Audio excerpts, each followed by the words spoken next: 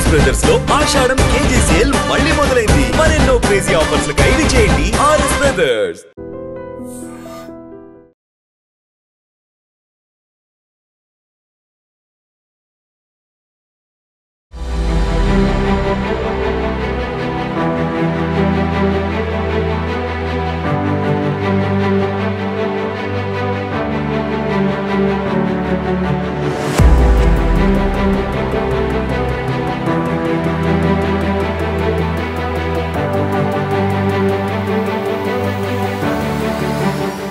మియాపూర్లో దారుణం చోటు చేసుకుంది. చిన్న పాప 10th క్లాస్ చదివే పాప బిల్డింగ్ మీద నుంచి దూకి సూసైడ్ చేసుకొని చనిపోవడం జరిగింది. పాప పేరు హన్సిక. అసలు ఏం జరిగింది, ఎందుకు ఇంత చిన్న వయసులో సూసైడ్ చేసుకోవాల్సినంత అవసరం ఏంటి అంటే దీని వెనకాల నిజాలు తెలిస్తే మనసు తరుక్కుపోతుంది, గుండె తరుక్కుపోతుంది. అంటే ఇంత దారుణంగా ఒక స్కూల్ మేనేజ్మెంట్ బిహేవ్ చేస్తుందా అనే విధంగా చిన్నపిల్లల ప్రాణాలు బలి తీసుకుందని చెప్పుకోవచ్చు. సరే, అసలు వివరాలు కొద్దిగా ఇక్కడ చూస్తున్నారు కదా, పాప ఇక్కడే దూకి సడన్ గా చనిపోవడం జరిగింది. 5th ఫ్లోర్ నుంచి, ఇప్పుడు వాళ్ళు 4th ఫ్లోర్ లో ఉంటున్నారు.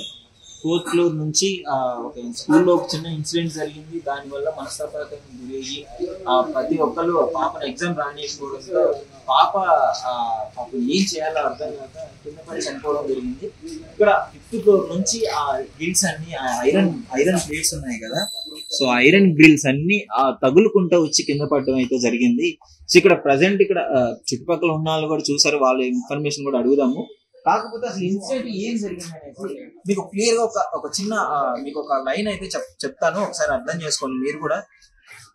పాప 10th వాళ్ళది 9th అయిపోయి 10th క్లాస్ లోకి వచ్చినారు.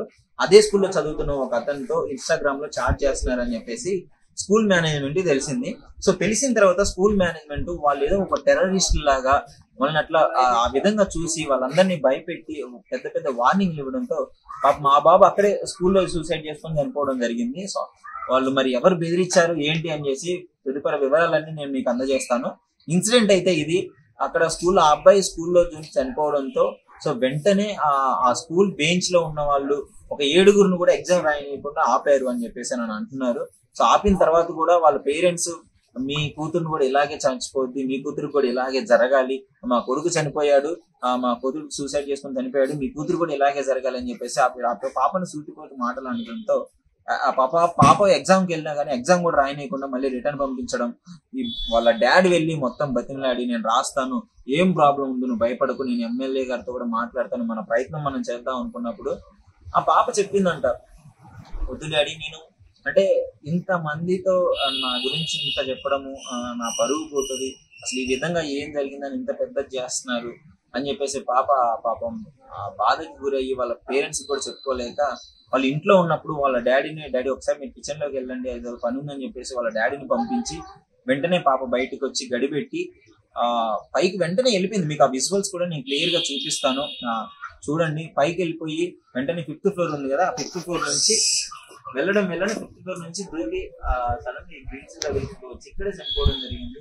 ఇక్కడ ఉన్న వ్యక్తులను అడుగుదాము, ఇక్కడ ఎవరన్నా చూసినారా, మరి ఏంటి ఇక్కడ పరిస్థితి అని చెప్పేసి అడిగే ప్రయత్నం చేస్తాం. ఇప్పుడు మీ పేరు యశ్వంత్. సో యశ్వంత్ బ్రో అయితే ఇక్కడే ఉన్నాడు. పాప కింద పడ్డప్పుడు అప్పుడే కిందకి వచ్చినాడు అంటున్నారు. ఏంటి వాళ్ళు ఎప్పటి నుంచి ఉంటున్నారు, ఏంటి వాళ్ళు ఇన్వాల్వ్ చేసుకుంటారు, ఇప్పుడు ఏంటి పరిస్థితి, ఏం జరిగింది? 15 years అండ్ వాళ్ళ ఫాదర్ చాలా మంచిగా చూసుకుంటారు ఆమెని, అంతా బాగానే ఉంది. కాకపోతే స్కూల్లో ఇష్యూ అవ్వడం వల్లనే ఆమెకు అలా. అసలు ఏంటి స్కూల్లో ప్రాపర్ గా మీకు తెలిసింది ఏంటి చెప్పండి? అదే మాకు తెలిసినంత వరకు అయితే అంటే స్కూల్ వల్ల ప్రెషర్ వల్ల మళ్ళీ వాళ్ళ పేరెంట్స్ వీళ్ళని ఇబ్బంది పెట్టడం వల్ల ఏం చేశారు, ఏం జరిగింది అంటే వీళ్ళు ఏమన్నారు అసలు? ఆ అబ్బాయి ఎందుకు నిన్న ఎగ్జామ్ రాయడానికి వెళ్తే మన ఎగ్జామ్ రానివ్వకుండా ఇంటికి పంపించేసి వీళ్ళు వెళ్ళి వాళ్ళ పేరెంట్స్ దగ్గరికి వెళ్ళి క్షమాపణ చేస్తే అప్పుడు చెప్పినారా, కాళ్ళు కూడా పెట్టించుకున్నారు అని విన్నాను. అది నాకు తెలియదు మరి, కానీ విన్నాను. సో రెడీ అయ్యాడు కూతురు కోసం, కాళ్ళు పట్టుకొని బతికి రెడీ అయ్యారని నిన్న జరిగింది, మీకు తెలుసు కదా. సో ఇక్కడ మీరు ఉన్నారా? అప్పుడు మా వర్కర్స్ ఉండే చూసారు వాళ్ళు కూడా. ఇక్కడ 5th ఫ్లోర్ నుంచి సిక్స్త్ ఫ్లోర్ వచ్చినారా? వెంటనే అందరూ వచ్చారు, మా ఫాదర్ అందరు వచ్చారు, హాస్పిటల్ తీసుకెళ్లారు. తర్వాత ఇంకా క్రిటికల్ గా ఉందన్నారు హాస్పిటల్లోనే. తర్వాత ట్రీట్మెంట్ తీసుకుంటూ చనిపోయింది హాస్పిటల్కి వెళ్ళలేదు? యాక్చువల్ గా చాలా బ్లీడ్ అయిపోయింది బ్లడ్ అప్పటికి, చాలా ఇష్యూ అయిపోయింది బ్లడ్ అంతా పోవడం అప్పటికి. సో అంతా ఇది మొత్తం ప్రెషర్ వల్లనే పాప తట్టుకోలేక, అందరూ నన్ను ఇట్లా అంటున్నారు, నన్ను బ్యాడ్ గా ఇమాజిన్ చేస్తున్నారు అందరూ. తను చాలా ఇంకా లోన్లీ ఫీల్ అవ్వడం వల్ల మరి వాళ్ళ పేరెంట్స్ అయితే చాలా బాగా చూసుకుంటారు, సపోర్ట్ కూడా చేశారు, చాలా సపోర్ట్ చేస్తారు. కరెక్ట్, వాళ్ళ పేరెంట్స్ కూడా చాలా మంచిగా ట్రీట్ చేస్తారు. సో యాక్చువల్లీ బ్రో ఇప్పుడు చిన్న పిల్లలు 10th క్లాస్ పిల్లలు తప్పు చేస్తారు, వాళ్ళకి నచ్చ చెప్పుకునే బాధ్యత పేరెంట్స్ లో ఉంటుంది, లేదా స్కూల్ వాళ్ళు పేరెంట్స్ కంటే ఎక్కువగా స్కూల్లో ఉంటారు, వాళ్ళు చక్కగా చెప్పి ఇది తప్పు అని చెప్పేసి చెప్పాలి. కానీ ఈ విధంగా వార్నింగ్స్ ఇవ్వడం, సస్పెన్స్ చేయడం, వాళ్ళ సంథింగ్ రిజ్వాన్ ఇంకొక అబ్బాయి కూడా, ఆ అబ్బాయి కూడా సూసైడ్, ఆ అబ్బాయి కూడా వాళ్ళ స్కూల్ బిల్డింగ్ నుంచి దూకి చంపారు. స్కూల్ బిల్డింగ్ సెయింట్ మార్టిన్స్ వాళ్ళ ప్రిన్సిపల్ ఇష్యూ ఏదో అయింది, ఆ అబ్బాయిని పిలిచి మాట్లాడారంట. ఆ మాట్లాడిన తర్వాత ప్రిన్సిపల్ తర్వాత అబ్బాయి చనిపోయాడు. ఏం మాట్లాడాలో తెలియదు అండి, మాట్లాడారు మరి లోపల ఏం మాట్లాడారు. సో ఇది పరిస్థితి. యాక్చువల్లీ వీళ్ళిద్దరు ఇన్స్టాగ్రామ్ లో చాట్ చేసుకుంటున్నారు, ఒకే స్కూల్ ఒకే క్లాస్ కాబట్టి చేసుకున్నారు. సరే తప్పైనప్పుడు స్కూల్ మేనేజ్మెంట్ తెలిసినప్పుడు వాళ్ళు స్పందించే విధానం ఉండాలి.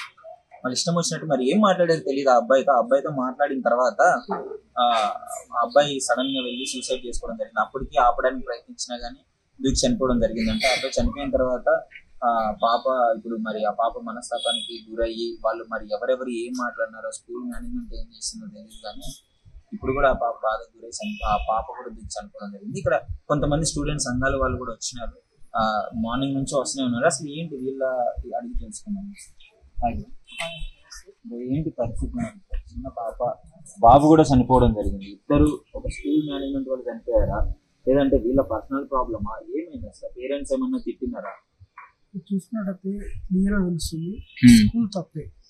ఎందుకు తప్ప అంటే ఏదైతే సోషల్ టీచర్ 4 నుంచి 5 కలిపి ఇలా ఫోన్లు తీసుకుని, అంటే సండేస్ అప్పుడు వచ్చిన ఫోన్లు ఫిట్ చేసుకుని, ఫోన్ తీసుకొచ్చి ఇన్స్టాగ్రామ్ ఫిట్ చేసి చాటింగ్ చూసి మేనేజ్మెంట్ చెప్పి ప్రిన్సిపల్ చెప్తే ప్రిన్సిపల్ అలా పేరెంట్ పిలిపించి తిట్టడం వల్ల అందరి ముందు ఇన్సల్ట్ చేయడం వల్ల అబ్బాయి తట్టుకోలేక పైకి వెళ్ళి ఆ రోజే వాళ్ళ మదర్ పిలిపించారు.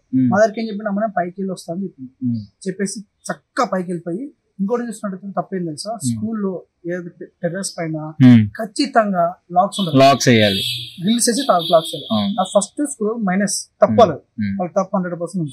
అది దున్న తర్వాత పైకి వెళ్ళాడు అబ్బాయి, లేదా 5th floor కి పైకి వెళ్ళిపోయి దుంగేడు బస్ స్టాండ్ కింద పడిపోయి చనిపోయాడు. నిజంగా ప్రస్తుతం ఉన్నటువంటి సమాజం దేనికి ప్రయారిటీ ఇస్తుంది?